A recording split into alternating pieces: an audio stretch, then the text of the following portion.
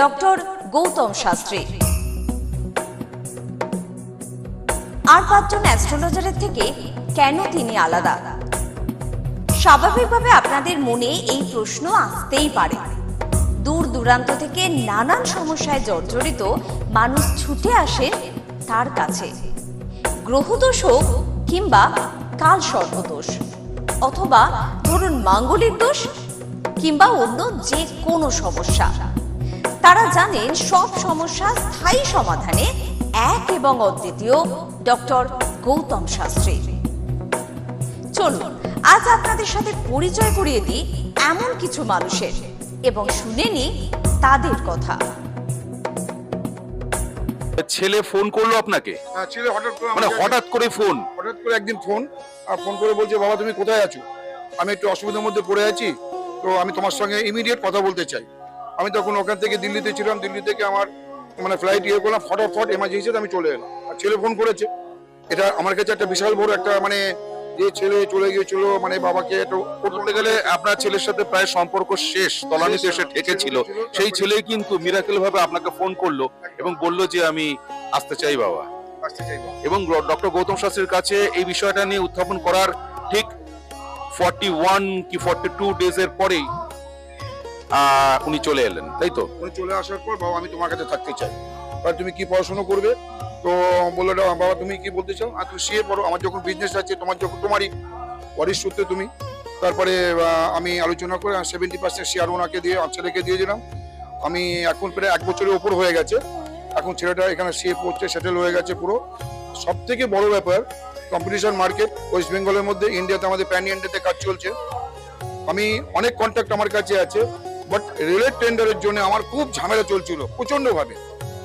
হঠাৎ করে রেলের ডিআরএম, এই যে আসানসোল আর এই যে আমাদের আন্ডার ডিভিশনের যে ডিআরএম, একদিন আমাকে ফোন করছে, বাবু আপনি তো L1 হয়ে গেছেন, আপনি জানেন না? আমি দেখিনি, আমি হোপলেস হয়ে গেছিলাম। না রেলের টেন্ডার কি হবে, আমি একটা সাধারণ মানুষ, কত বড় টেন্ডার আমি কি করে পাবো? ফট করে দেখি অনায়াসে বলছে, আপনি তো L1 হয়েছেন। বলছে 28টা কোম্পানির মধ্যে আপনি L1 হয়েছে। আচ্ছা, এই একটা গেল। তারপরে টোটালি ডকুমেন্টস আছে, এ নয়, এটা টোটালি আমাদের 37,000 ইন্ডাস্ট্রি আছে ওয়েস্ট বেঙ্গলের মধ্যে। তার মধ্যে 500 ইন্ডাস্ট্রিকে সেন্ট্রাল চুজ করেছে, যেটা বেশি এমপ্লয় করে। 500 কোম্পানির মধ্যে আমাদের কোম্পানি একটি কোম্পানি, এটা আমার কাছে সব থেকে বড় পাওনা। প্রসঙ্গে কি আমি বলতে পারি যে বন্ধ ভাগ্যের দরজা খুলে দিতে পারেন ডক্টর গৌতম শাস্ত্রী? আমি এটা 80% আমি আমার মনে 80% বলতে পারি। আমি 20% থেকে রাখতে পারি না, কারণ ভাগ্য একটা কাজ করে। 80% আমি বলে দিতে পারি। খুব ভালো লাগলো জগত মিত্রের সঙ্গে কথা বললাম। শুনলেন তো, এনাদের প্রত্যেকের আশা, ভরসা এবং বিশ্বাসের একটাই নাম, ডক্টর গৌতম শাস্ত্রী, যার সম্পর্কে আমরা এত কিছু শুনলাম। চলুন এবার দেখে নিই তিনি কি বলছেন।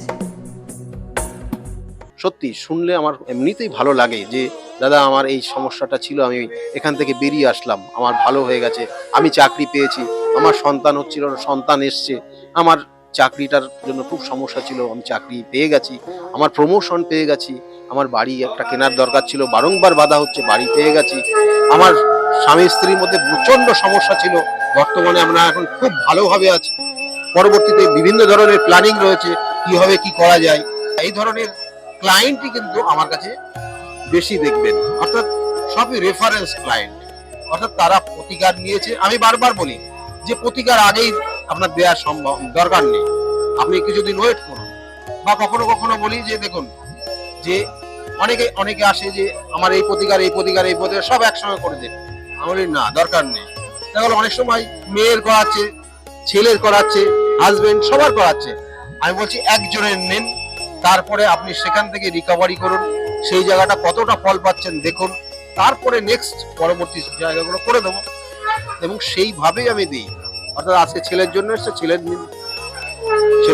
2 দিন পরে দেখুন তার কতটা ফিডব্যাক, ভালো পজিটিভ জায়গা আসছে কিনা, এবং তারা সেটা দেখছে পজিটিভ জায়গায় আসছে, ভালো হচ্ছে, তারপরে অন্যান্য পরিবারের সমস্ত মেম্বাররাই করছে।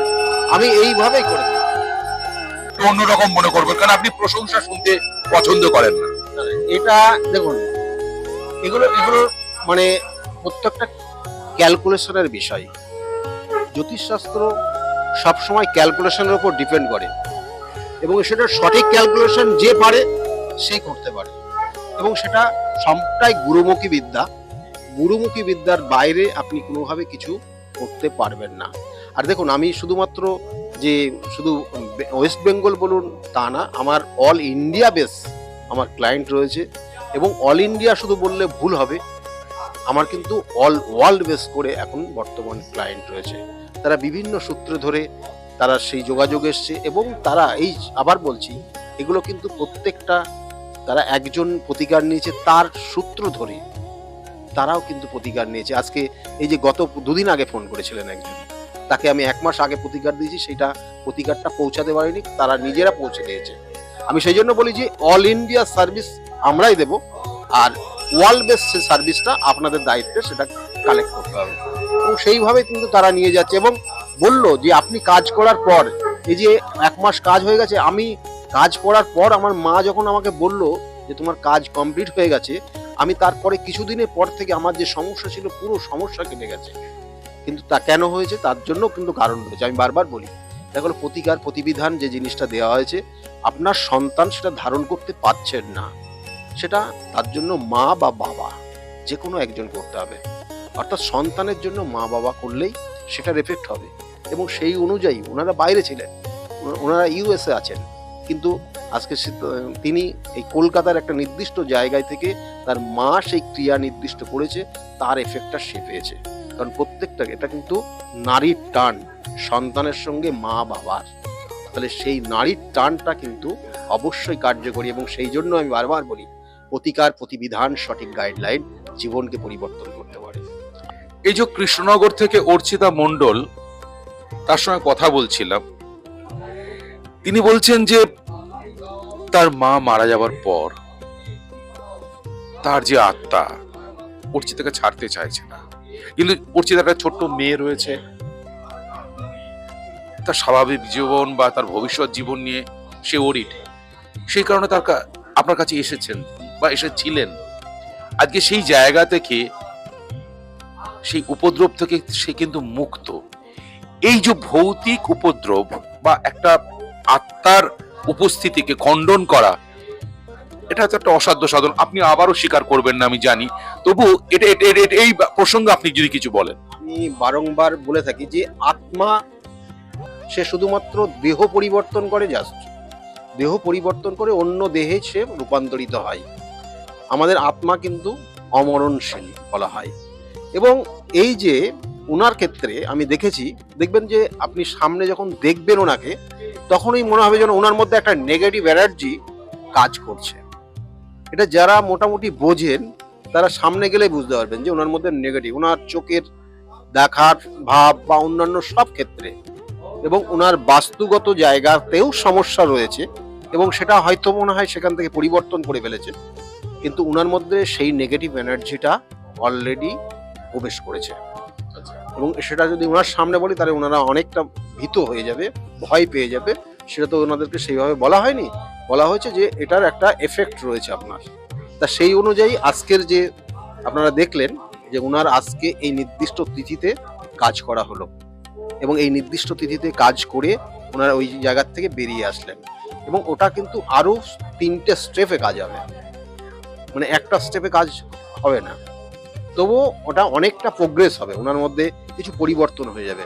ওনার যে সমস্যা, অনেক সময় এই ধরনের নেগেটিভ এনার্জি যার মধ্যে ক্রিয়েট হয়, তার সর্বপ্রথম ঘুম হয়ে যায়, বন্ধ হয়ে যায়, ঘুম ঠিক মতো হয় না, পায়ের নখের প্রবলেম হয়, জয়েন্টে প্রবলেম হয়, শারীরিক যে নির্দিষ্ট নিয়মাবলীগুলো রয়েছে আমাদের শরীরের, সেইগুলো কোথাও না কোথাও ব্রেক করে যায়। তাহলে এগুলো আপনারা বুঝবেন। তাহলে এবং খাওয়া দাওয়া অনেক সময় এদের ক্ষেত্রে কিন্তু কম হয়ে যায়, আবার কথায় কথায় এরা রেগে যায়, এটা ওনার মধ্যে রয়েছে। তাহলে সেই জন্য আজকে নির্দিষ্ট ক্রিয়ার মাধ্যমে সেটাকে নির্দিষ্টভাবে প্রতিকার প্রতিবিধান করা হলো এবং এই প্রতিকার প্রতিবিধান নিয়ে আজকে আগামী কটা দিন সেইভাবে করবে, ক্রিয়া করবে, ওনাকেও ক্রিয়া করতে হবে যাতে ওনার ওই অশুভ শক্তিটা ওনার আশেপাশে না আসতে পারে এবং সম্পূর্ণভাবে হয়তো সেটা কিছু কিছু এফেক্ট থাকবে, সেটা পরবর্তী অমাবস্যার দিনে আবার পুরোপুরি নির্মূল করে দেওয়া যাবে। আরেকজন ভদ্রমহিলার সঙ্গে কথা বলছিলাম, তিনি বললেন যে আমার মেয়ের চাকরি এবং চাকরি পাওয়ার পর তার প্রমোশন সেটা কিন্তু স্যারের হাত ধরেই হয়েছে। এটা কি করে সম্ভব? চাকরি তো পেয়েছে ঠিক আছে, তারপরে তার প্রমোশন, যেখানে প্রমোশনটা হবার নয় সেই প্রমোশন সে পেয়ে গেল, তার কৃতজ্ঞতা স্বরূপ আজকের এই তিথিতে সে পুজো দিয়ে এসছে। কিছু কিছু ক্ষেত্রে দেখা গেলো তার প্রতিভা রয়েছে, কিন্তু সেই প্রতিভা সে সঠিকভাবে কাজে লাগাতে পারে না। এগুলো জন্মছকের নির্দিষ্ট কিন্তু ক্যালকুলেশনের মাধ্যমে বার করা সম্ভব হয়, এবং সেটা আমি দেখি যে হ্যাঁ এই জাতকের প্রতিভা রয়েছে কিন্তু সে কাজে লাগাতে পারছে না। কি কারণ? কারণটা এই কারণ। তাহলে কারণ আমি যখন বললাম এবং ব্যাখ্যা করলাম এবং যখন বিস্তারিত বলতে থাকলাম, তখন বললো হ্যাঁ আমার এটাই হচ্ছে। তখন ওই সেই নির্দিষ্ট পয়েন্টটা জাস্ট প্রতিকার প্রতিবিধান মানে ক্যালকুলেশন ফার্স্ট। অর্থাৎ আপনি যখন রোগ এর জন্য কোনো ডাক্তারের কাছে ট্রিটমেন্টে যান, তখন সর্বপ্রথম যিনি ডাক্তার তিনি কিন্তু ডাক্তারবাবু কিন্তু সর্বপ্রথম একটা টেস্ট করেন, যে টেস্টের মাধ্যমে সেটা কনফার্ম হন যে এই রোগটা ওনার মধ্যে রয়েছে কি না, এবং টেস্টে যখন রিপোর্ট আসে হ্যাঁ, তার মানে তখন তারপরে তার উপরে কিন্তু সঠিক মেডিসিন দেন। এক্ষেত্রেও কিন্তু তাই জ্যোতিষশাস্ত্র সঠিক ক্যালকুলেশন দেয়, তার সঙ্গে সঙ্গে বিভিন্ন যে ক্রিয়া, বিভিন্ন যে প্রতিকার, সেগুলো তার সঠিক ট্রিটমেন্ট, সঠিকভাবে তার ক্রিয়ার মাধ্যমে সেখান থেকে সে বেরিয়ে আসছে, এবং সেটাই তাই আমি করে থাকি এবং সেটা গুরুর হাত ধরে শিখেছি এবং সেটা করে যাচ্ছি। ক্যালকুলেশনটা আগেই আপনাকে শিখতে হবে, জানতে হবে, বুঝতে হবে, এবং গুরুর কৃপা আপনার ওপর, সেই গুরুর আশীর্বাদ আপনাকে থাকতে হবে। তারপরেই আপনাকে এই কাজগুলো সঠিকভাবে করলে আপনার কাজে লাগবে এটা। আর তার সঙ্গে সঙ্গে শুনুন, আপনাকেও নিজেকে সেই জায়গা, অনেস্ট জায়গাটাকে আনতে হবে।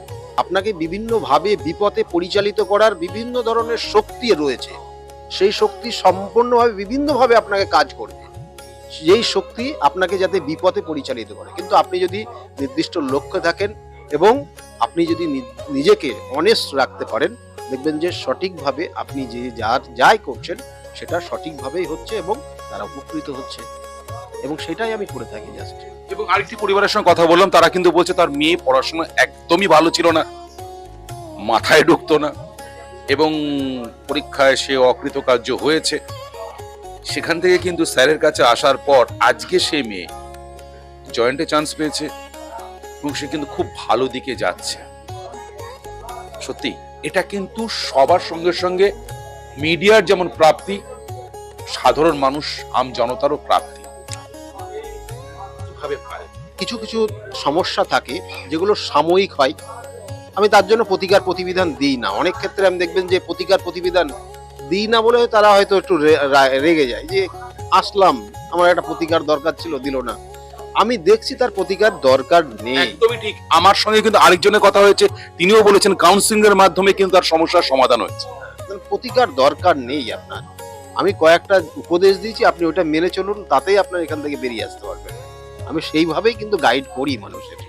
আর বিভিন্ন ক্ষেত্রে বিভিন্ন ধরনের সমস্যা, গ্রহগত সমস্যা, কিছু কিছু ক্ষেত্রে শত্রুর দ্বারা ক্ষতিগ্রস্ত হয়ে যাওয়া, দেখবেন অনেক সময় দেখা গেল তার মধ্যে প্রতিভা রয়েছে কিন্তু জ্ঞাতি শত্রু, কিছু কিছু শত্রু সেই জাতক জাতিকাকে এমন জায়গা করে দিয়েছে সে যাতে আর উঠে না বসতে পারে। তাহলে এগুলো শত্রুতার কারণে কখনো হয়, কখনো কখনো জেলাসি, যেটা হিংসার কারণে হয়। তাহলে সেইগুলো কিন্তু ক্যালকুলেশন, সেটাও জানা যায় যে এর ক্ষেত্রে ওইটার জন্য হচ্ছে কিনা, এবং সেই ক্ষেত্রে সেই ভাবেই তাকে মানে গাইড করা হয়, এবং সেই গাইড মেনে চললে পরে তার জায়গা থেকে বেরিয়ে আসতে পারে সে। কত সহজে সাবলীল ভাবে কিন্তু তিনি বলছেন, কিন্তু তার কাজটা অতটা সহজ বা সাবলীল নয়। কঠিনতর কঠিন যেমন সমস্যা আপনাদের আছে, এই ক্রিয়াও কিন্তু কঠিন থেকে কঠিনতর, কিন্তু উনি তার সমাধান করেন। তার জন্যই আপনাদের সকলের প্রিয় ভালোবাসার মানুষ স্যার ডক্টর গৌতম শাস্ত্রী। তাহলে আর দেরি কেন? চটপট ফোন করুন 9836410969 অথবা 8335805241 এই নাম্বারে। শুধুমাত্র একটি ফোন, যা পাল্টে দিতে পারে আপনার গোটা জীবন। জ্যোতিষবিদ, বাস্তুবিদ, হস্তরেখা বিশারদ ও spiritual guide doctor Gautam Shastri, এক এবং অদ্বিতীয়।